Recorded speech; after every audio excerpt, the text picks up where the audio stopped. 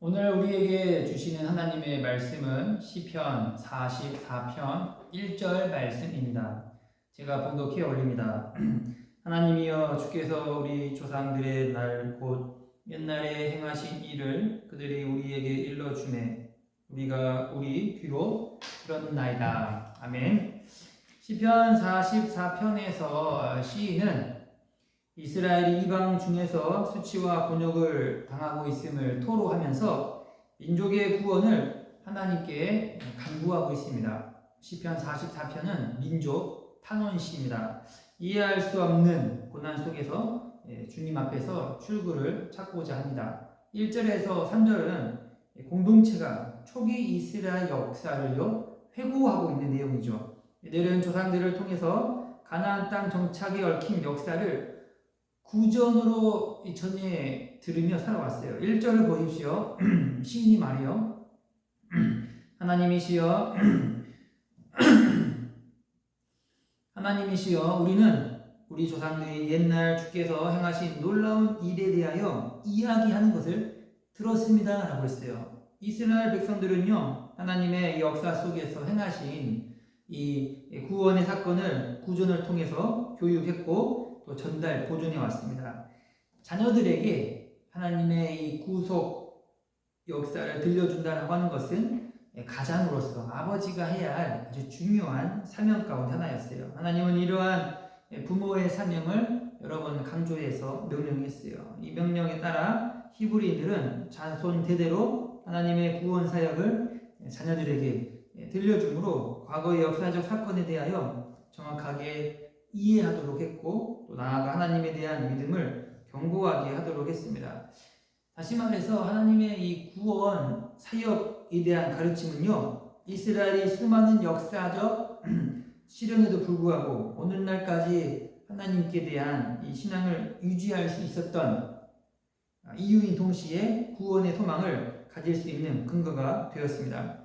시인 역시 지금 자기 부모로부터 이러한 신앙의 교육을 받았기 때문에 자신과 민족이 당한 이러한 위기 앞에서 하나님을 기억하며 하나님을 향하여서 구원을 호소하고 있는 것이죠. 이로 인하여서 하나님이 행하신 일이 무엇입니까? 라고 한다면 2절에서 시인은 말하죠. 주는 이방 민족들을 쫓아내시고 우리 조상들을 이 땅에 정착시켰으며 이방 민족들은 벌하시고 또 우리 조상들은 번성케 했다라고 말하고 있죠. 과거에 하나님의 그 손의 역사는요, 열방을 쫓으시고 또 열조를 심으시는 것으로 나타나고 있습니다. 또한 나뭇가지가 뻗어 잎이 번성하는 것에 빗대어서 이스라엘 백성들을 가나안에 정착시킬 뿐만 아니라 그들로 번성하도록 축복하신 하나님의 능력을 고백하고 있는 것입니다. 그리고 이러한 일들은 누구의 힘으로 되었는가 라고 할 때에 주의 힘과 능력과 은혜로 되었다라고 하고 있어요.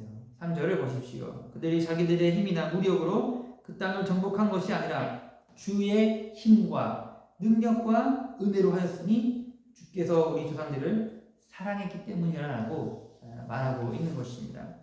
시인은 탄원을 하면서도 그가 했던 일이 무엇입니까? 우리 조상들이 옛날 주께서 행하신 일에 대하여서 이러한 이야기를 지금 들었다라고 말하고 있는 것이죠. 그러니까 들음이 중요한 거예요. 들음으로 말미암아 믿음이 생기는 거잖아요. 하나님이 행하신 일의 역사가 계속해서 이어져 온다는 것은 부모가 지금 자녀에게 알리고 결국 자손들이 들을 때에 이 구속의 역사가 하나님의 구속의 역사가 끊어지지 아니하고 계속해서 이어져 가게 되는 것입니다. 그러므로 우리의 이 신앙의 자세는 바로 들음이에요. 들음. 우리는 온종일 이 세상 돌아가는 소리만 듣는 것 같습니다. 정치 이야기, 경제 이야기, 사람 이야기만 하다가 끝나는 것 같아요. 근데 이런 이야기만 듣게 되면 하나님의 구속의 역사는 듣지 못하는 것이죠. 나아가 우리의 막혀있던 귀가 열린다라고 하는 것은 성령님이 활동하실 때에 우리의 귀는 열리고 하나님의 이야기는 들을 수가 있는 것입니다. 여러분, 우리의 이 귀를요 열어야 돼요. 믿음은 들으면서 난다고 했어요. 하나님의 구속의 역사를 들어야 돼요. 우리의 귀가 열려야 믿음 또한 자라가는 것입니다. 그래서 이 진리가 전달되어지고 또 선포되는 자리라면 그 자리를 사모해야 돼요. 사모. 그렇죠?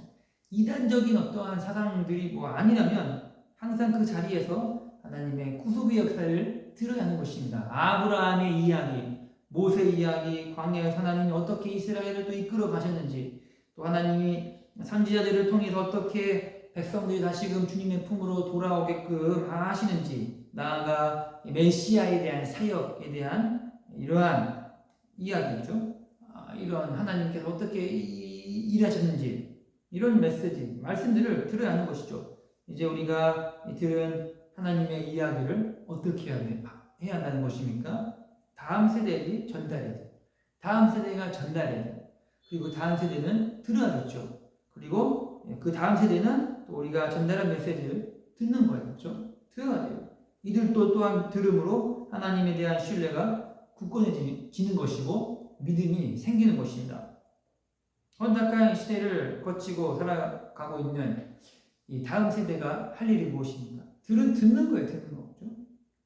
세상의 소리보다 하나님의 구속의 이야기를 더 많이 듣고 묵상해야 됩니다. 그리고 하나님 나라를 위해서 보람되게 살아가는 것이죠. 사탄은 어떻게 해서든지 우리의 눈과 또 귀를 가리겠지만 성령님은 우리의 눈과 귀를 열어서 또 보게 만들 것이고 또 들리게 만들 것입니다.